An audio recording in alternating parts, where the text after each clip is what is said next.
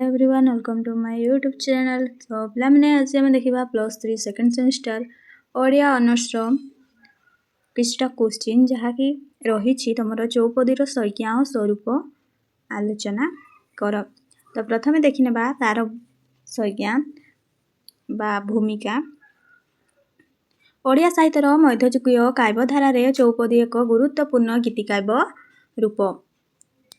किए ना चौपदी यह भक्ति साहित्यर एक अमूल्य संपद।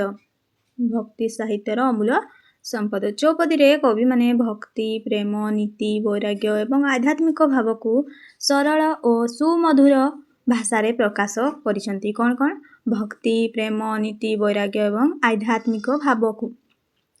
विशेषतः पंचशखा जुगरे चौपदी साहित्य व्यापक लोकप्रियता लाभ करिथिला।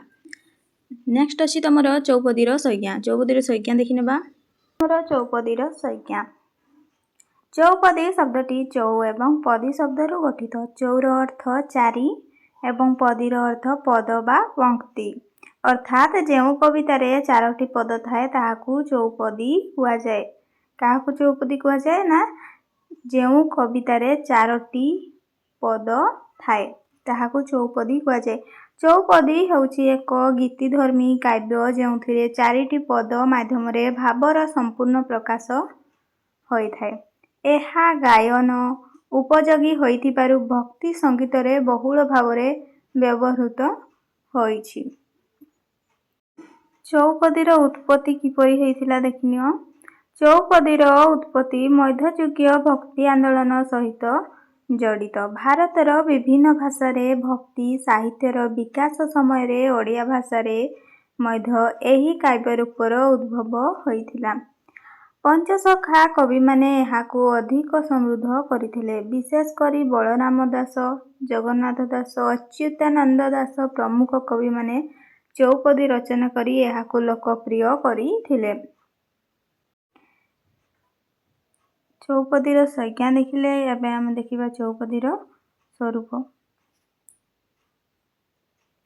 प्रथम रहिछि चारिपद विशिष्ट रचना। चौपदीर मुख्य विशिष्ट होछि एथिरे चारोटी पद थाए।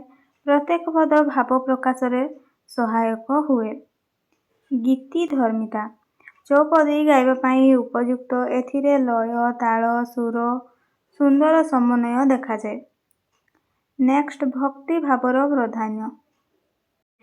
चौपदी रे भगवानଙ୍କ प्रति अगाध भक्ति आत्मसमर्पण एवं आध्यात्मिक चिंताधारा प्रकाश पाई थाए। सरल और सहज भाषा। चौपदीर भाषा सरल सुबोध और लोकप्रिय होई थाए। साधारण लोकमाने मध्य एहाकू सहजरे बुझी पारिथांती। भावर एकता।